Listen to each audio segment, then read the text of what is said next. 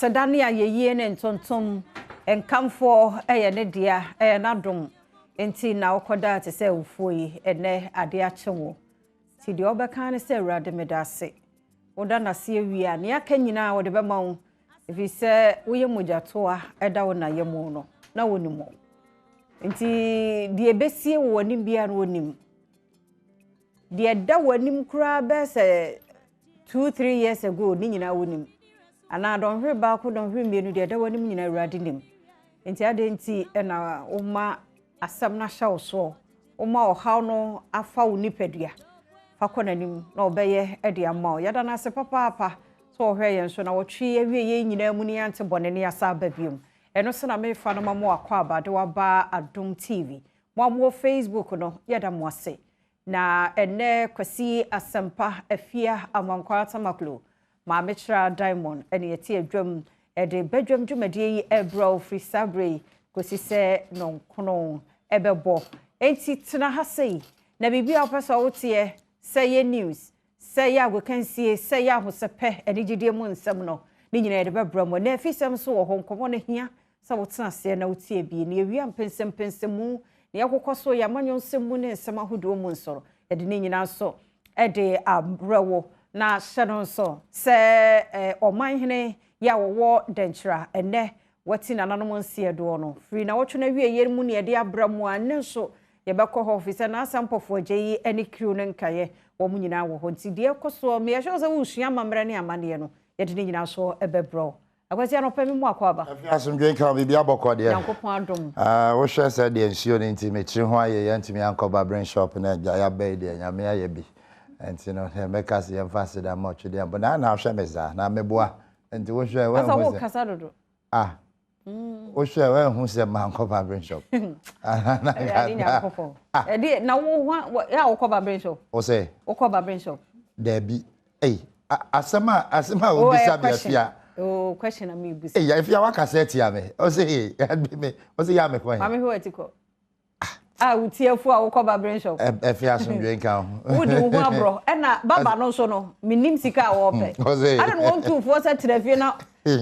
emkura ni nyi asma okay de we ka set ya be ni fo bebre ma koba brain shop ensuo toto ready nya kopon but no ansio no toy na ti say important money o ma ti say oh we na nya gidigidi sa da form but the touch e what sasa na na eche no fenfen no ono a wonyai ono on tokese enti santi e ma unhu se wu pio se wu hyemu obeto ni na ade asa ba na we da no so ye emu ye won koso anya ne sa amaye o say so nyame nkoso anya ne sa amaye sa be ma ebro nyini won be ma ekuafo ma bode ekura ye fa ekuafo ani je na mafo edi omo de so o ma de so ba wa mo ani ana ho a unexpected something will happen just omo ani da ho o say this one mo ani ana ho unexpected any dem but when him say body ashorty oh body and nikrom okay now get him say planting for food and jobs there body aba but body ashorty and ram me call market na body me ense bia omuyi ma me say 10 cedis no me rehoy o de acha okwa o sha body be te 7 satia ni ase eze body ni ho na me say ma me oboa ma me nko next one me call ya abo won kra de mienu no yi ma me body ni ho because last week Adom news ye kase Priscilla ene Ampadu Priscilla ni Ampadu nyame ani mu ne mu tua maso eda se papa last week Adom kase ye news na me refi kro no no mo kire se em se so manya okay from on Cambodia ni nyina egu form ya semo the anyini egu form ene de afi na eba ntia no so sa wo kase body ani mu a ye beji edi tikakra na aka no amane ne price na ne bo akosro pa na wo akwese wato plantain chips ye ne nam traffic yi mu bi na say ya dia me pepa me tato ene kokko but of late na me to bia che kokko de ya tutun na ja ni escape aduane o ompe o say ja mo de fried rice ne pizza na e ka samu a de na se body ho ayede ai kokko no in fact me tato pa ene say de so wa so ko ojo manu ayi na nya easy say kokko na wunya no first be ebi a 3 4 10 cedi na plantain chips na ya hwere ho ama na ya flat ye se rubber fiem no 3 cedi yeah and Adom market zana net here in fact na nye easy pa be market echi a me strength so ni obesre eba we de anya be masem because safe no bottom but eye me de se wa wakọ so next time no oba ekọ ana wo jiska obete na se oh there be fanfa ho mo dey say ya everybody say be ka say yantum baby anju yo and monya ne za enra de bia na me koye yeah ko ya wo strength sui enra de me strength so ma me ne hwe me sa o say ah papa Oso bi a menim na me se wonni me bode na mbeto fama be na me tin wa bobo woni sada bode na mbeto ko dia wa so be but in fact me kroma ya shi but nyame ma osro ya bom pa ya se mu besesa because esa edwa na menim se me di ne bosom me etumi de me twa bosom me no enu bosom me na asane wo se me sa ko bi tu se eniema mu ayede nti omo ensese niema mu de because asampa ye kan ebi ye de be sha ban economy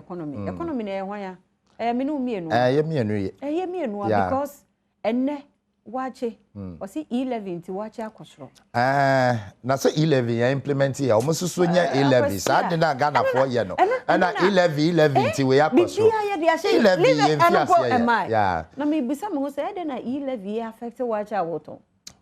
I say Xavier or no so or the moment that talk rice no no abeno and I make her say fine niema ekosoro o niema de ekosoro ne bo ekosoro afa ho e no mo so tutu o mo die they say bibia woton wo sa wa che no hu bi akosoro na ka fa say nka to wa cha so ba ka say o pe wa che ne Italia ana wa che ne gari ne Italia and no to me nka dabi wunya ne sa wa che nkwatre ya gari no nko so pe lips no so nko park no kura na price nko eti ube ka abomu no asampa nko ano pay nko a usu udidi a ano pay nko ano be 15 de ebeko meso de ohwe mafu a medidi pa ebeko ye enti ya de 15 de be fa chire wa didi o say Misi ebe ko break ube fa chire wa didi afia ha ye kwan ho papers da wanim na o kan ebe fa chire wa didi no na say dia obedi na wo so wo ye ma bie say dia obedi aha ha ye kwan ho enti anu na me dey ma wo I was your mama for the Chronicle newspaper FMFIAS the Chronicle o share ni mo a obehu say education minister honorable Yaweduchum ewa house Yaweduchum gives lifeline to deferred KNUST students and no ewa another big one on the front page of the Chronicle newspaper Osha cocoa processing company in Temwell and also the Chronicle newspaper and and one no delegate obokrata no ne dia won so de abanie ye hunu se owura bi ewuo ani tisha gatamu minim ha wote ba okope 6 the obokrata delegate and so de aba na ye say World Bank and so e back Ghana ye economy no se be betimi so ejira na so ho asam eno no Dr. Richard Asante ye bo anso ene de no akọ housing loans scheme eho eno woko akọhwe ekọ page 6 ho a delegate obokrata no akwasi be kai a MPP amanyoko delegate conference no me ade no constituency conference Zayana yetu asheda na confusion bi be mu se bi a next week holidays na ye ni take me but ene wo mo asa kensi so ebeba nti no ehu asem call delegate page 6 ene nsem afudu obi so ewo ho na fe watchumi akenkan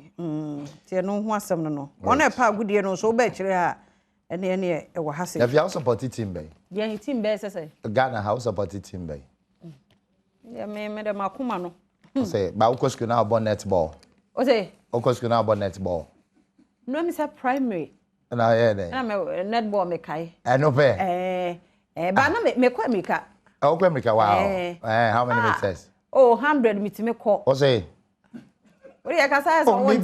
say 100 meet me call 100 yeah sika 100 Ghana 100 by 100 100 by 100 you can say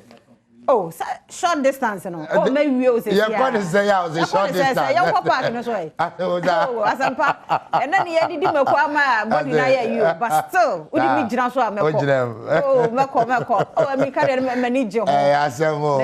and ayi 400 by 400 The Oko, now the Wonkai. 4x1. 4x1. Yes. And what's a make a one baton, dear. Okay. Baton, dear. Adio, I was here for. Oh, my oh, Obi in the Ovaka. Oh, Mako. Send them many. And Tinebia means him, but not many Jehon. Oko school way. There, I will pay me call primary war 2 brigade. Okay. Kumase, me call Barra school. Wow. And I'm called senior high school or Konogo Dumase. Oh, okay, of course. Oh, me call grade. Me call senior high school was Supercast. Ah, okay, Anglican. The best school in Ghana. Yeah, Kumasi Anglican. And yes, I will be on de ne sabon kumbeche na kura se kwan. Anom kan say. Abase course ye chimani ye shemo football. Enti no. Yeah. Na ball we share ball nko an wa kwa hene. Na ade ye dey we. Hia. Na mo kura ka se kwa da obi akra nti wo monka. Me se ne ye ntemo nkampo. Supercars asem na oka. No na make. I'm peduku wanu. Supercars asem na oka. Mo ade. Mo pa. I'm found the new crusading guide, and so we'll show the new crusading guide anymore. Also, GRA has no deal with Express Pay. Deputy Finance Minister John Kumar and the actual allegations be Honorable Sam George, Member of Parliament, Ningo Pram and the actual and Okase and Yano Creda na 11 in the May a day a bebaso and our face so $35 million 1D1F pharmaceutical factory commission Ningo Pram or Mampeni a commission one district one factory in the Bako Ningo Pram a Munsem the new crusading guide. I was young fancy here. Yeah. Cassiano Brenner. Exactly. Na yango fa Cassiano. Cassiano na fi obi ehunu de yakoso. Awesome great.